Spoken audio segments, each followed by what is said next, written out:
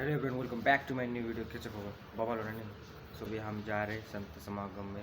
सो guys make sure subscribe ठोको, like share subscribe ठोको। हमारा जल्दी 1K फैमिली कंप्लीट होने वाला है। सो गाइस आज की वीडियो ज़रा अलग होने वाला है। तो थोड़ा इसे मालूम है संत समागम महाराष्ट्र में हो रहा है अभी। समागम means you can already know 58th समागम। बहुत सालों के बाद, बहुत दिन के बाद नहीं, बहुत सालों के बाद फर्स्ट टाइम इन पुणे में हो रहा है। मतलब पुणे महाराष्ट्र में होता है बट बॉम्बे इधर होता है, नागपुर इधर। सो फर्स्ट टाइम इधर हो रहा है पिंपरी चिंचवड में। सो हम उधर जाएंगे अभी। जितना हो सके उतना वीडियो काटता हूँ मैं। मेक श्योर लाइक करो, सब्सक्राइब करो। चलो मिलता हूँ सब महापुरुषों को।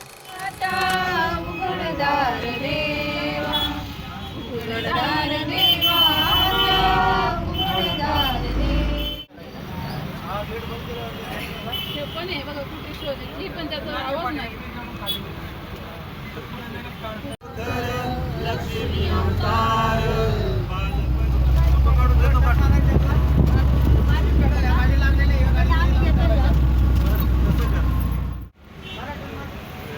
नाही हो, तिथे चालू तिथे चालू आहे. हा ना, आलो बरं, पुढच्या रस्त्याने आलो. 4 नंबर 5 नंबरला काल होतो. आणि 4 नंबरला आज 4 नंबरला आले ना. हा, इथं 4 नंबर. फाइनली आत्मा जी हम पहुँच गए। 47 86 7 माझा आहे का माझा?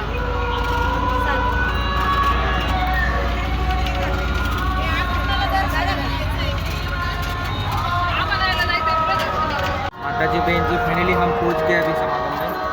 सो अभी देखते हैं अभी समागम का माहौल कैसा है। फाइनली आप देख सकते हो महात्मा जी बोल रहे पार्किंग इधर लगाइए बोल के। सो हम मिलते हैं अंदर। गाड़ी अभी रुक चुकी है। सो आप सब देख सकते हो यहाँ पर अभी शाम के 6 बज रहे। हम अभी पहुँच गए अभी अपने यहाँ से जाकर के। तो मिलते हैं उधर। और सामने पानी की सेवा चल रहा है आते आते, आप लोग देख सकते हो। तो अभी हम चाय लाने के लिए जा रहे हैं। सो मिलते हैं। फाइनली चाय पानी सब हो गया। अभी हम जा रहे हैं अभी मेन गेट पे। सो हम अभी आपको मेन गेट दिखाने वाले हैं। जितना हो सके उतना दिख करते हैं। Mahatma ji next year subscribe ठोको। सद्गुरुदाता भाग्य विधाता इनसे सबका विस्तार हुआ, विस्तार असीम की ओर हुआ। जब जब गुरु का ध्यान हुआ, विस्तार असीम की ओर हुआ। जब जब गुरु का ध्यान। तो हम अभी आ चुके हैं मेन गेट पर। आगे पहुंचने वाले अभी आपको दिखाता हूं उधर से।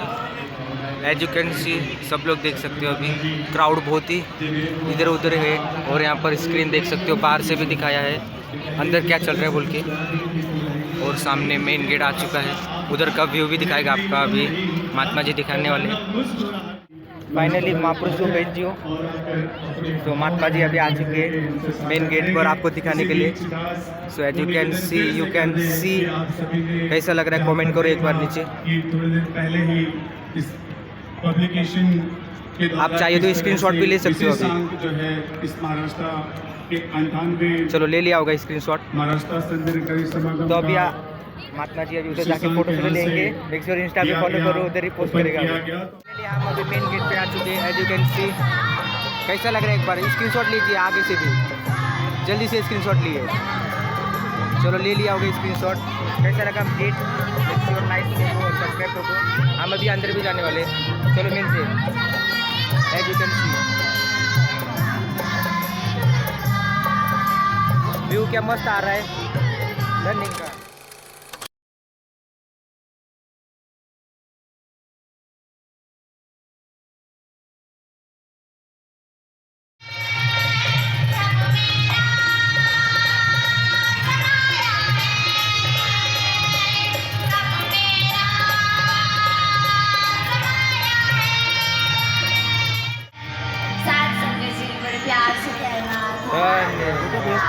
हाँ हाँ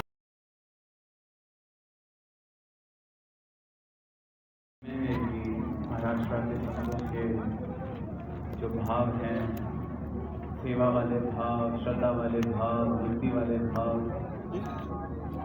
निरंतर इन भावों की मिसाल दी जाती है।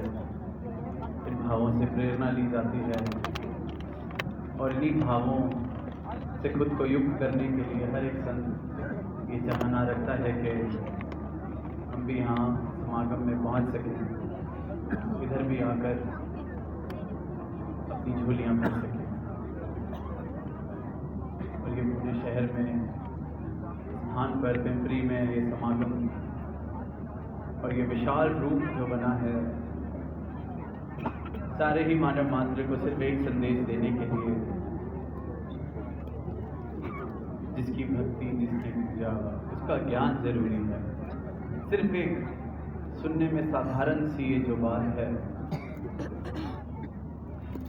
पर जिसके जीवन में उतर जाए उसके लिए ये एक पंक्ति ही सारे ही धर्मशास्त्रों का, सारे ही वेद ग्रंथों का सार है। सब कुछ है कि जिसकी भक्ति, जिसकी पूजा, उसका ज्ञान जरूरी है। अनेकों ऐसे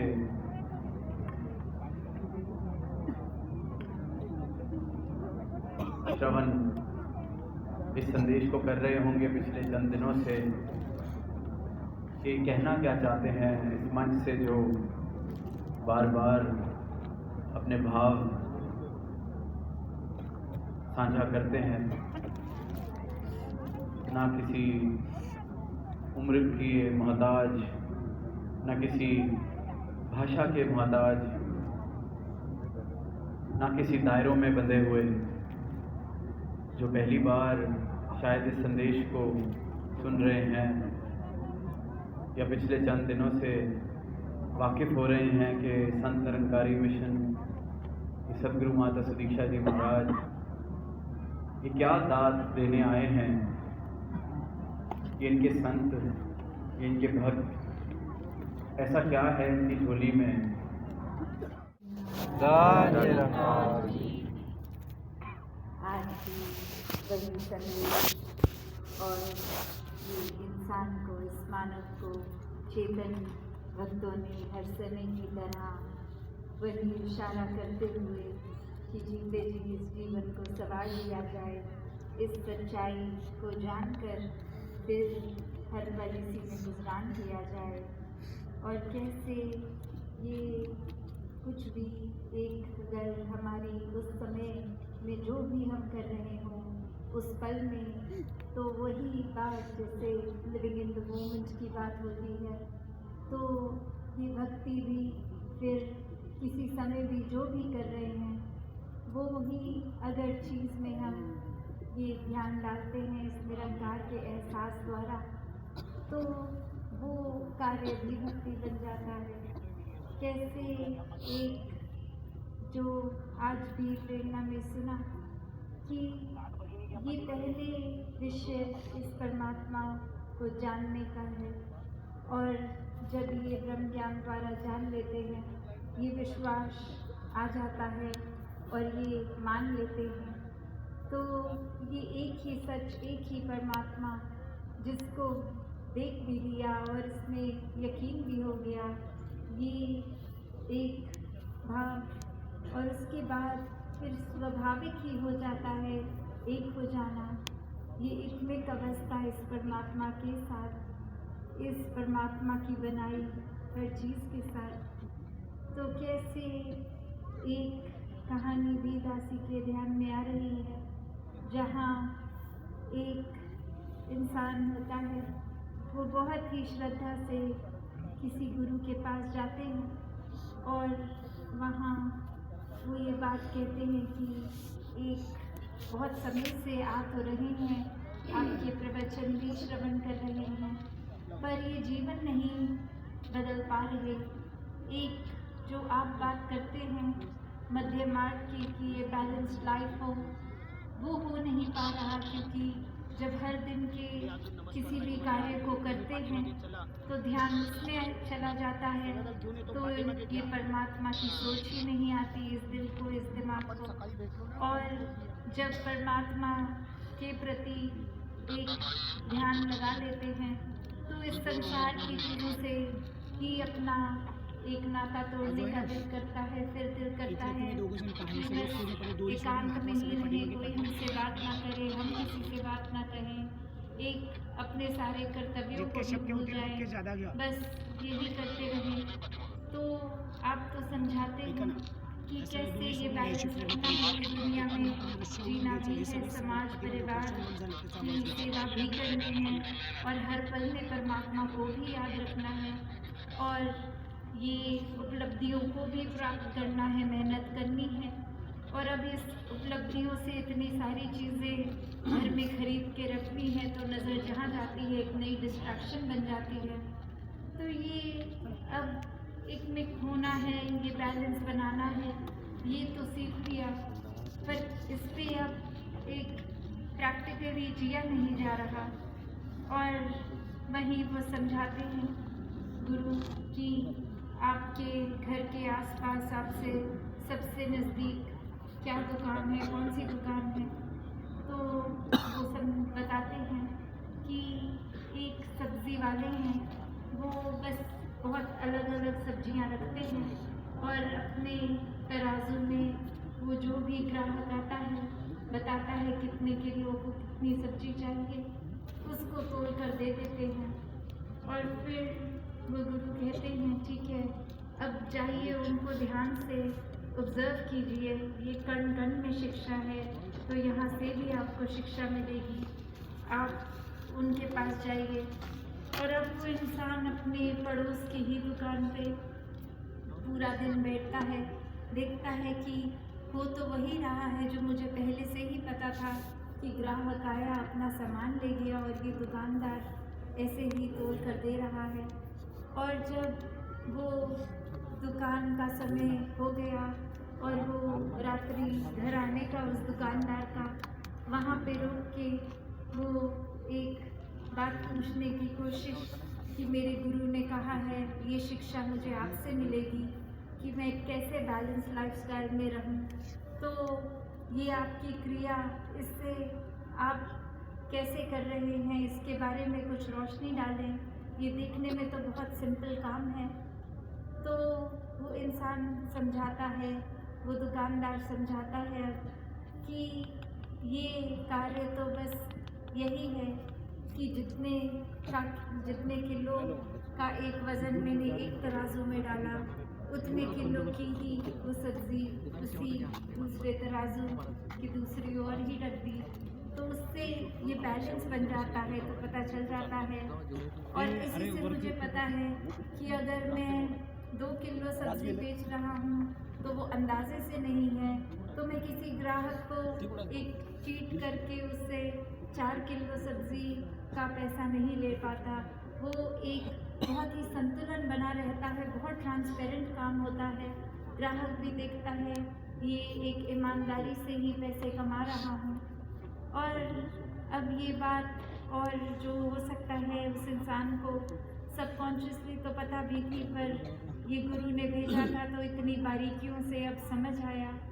और फिर वहीं उपस्थित होके वो अपनी बात यही रखते हैं कि अब ये प्रैक्टिकल लाइफ में ये तो देख लिया कि कैसे एक वो गुण भी अंदर आ गया कि ये धोखाधड़ी ये नहीं करनी है, और साथ ही ये बैलेंस की भी वो बात दुकानदार कर गया। तो यहाँ ये तो पता चल गया कि ये बैलेंस तो ज़रूरी है। और अब बस ये इम्प्लीमेंट कैसे करूँ, तो आगे से वो गुरु यही समझाते हैं कि कैसे वो दुकानदार चाहे एक क्रिया रूप में पूरे दिन में एक कुछ भी कैसे भी ग्राहक आ रहे होंगे, कोई बहुत ही जल्दी में होंगे, कोई तो ऐसे भी होंगे कि इतने धीरे धीरे एक बात कर रहे हैं, सोच रहे हैं सब्जी क्या लें, और उनके पीछे और क्यू लग रही होगी, एक लाइन लग रही होगी ग्राहकों की, और इससे देखकर कि इतनी देर लग रही है, कुछ ग्राहक वो लाइन छोड़ के किसी और सब्ज़ी वाले पे भी जा रहे होंगे कि हमें जल्दी चाहिए, और ये दुकानदार तो इतनी देर लगा रहा है। और किस तरह से कोई बहुत ही खुशी के अवसर के लिए बहुत सारी सब्जियां लेके जाएगा, और कोई तो आकर कुछ पत्ते ही लेके चला जाएगा। कोई बहुत ही जल्दी में आएगा, एक हपचड़ी भी मचाएगा, और कोई बहुत ही एक सहज भाव में आके आराम आराम से कर लेगा। तो वो दुकानदार ये सब देख रहा है कि आ गए, वरना तो ये कैपेसिटी, ये कैपेबिलिटी इस परमात्मा ने हर एक में दी है। वो हमारा ही कहीं आलस है, चुनाव है, या फिर एक हमारा माइंडसेट को जो हम इतना नारो कर देते हैं, या अपने अहंकार में ही चूर रहते हैं कि कोई भी चीज़ करने की काबिलियत होने के बावजूद नहीं करते, या फिर इस परमात्मा का आसरा ही नहीं लेते। माइंडसेट हमने ऐसा बना लिया होता है। तो दातार जहाँ हर किसी को अपने दर्शन इस ब्रह्म ज्ञान द्वारा कराता है, तो अगर हमने ही यहाँ जैसे अभी प्रवचनों में भी सुना कि अगर आँख हमारी बंद है तो हम वो देख ही नहीं पाएंगे जो है।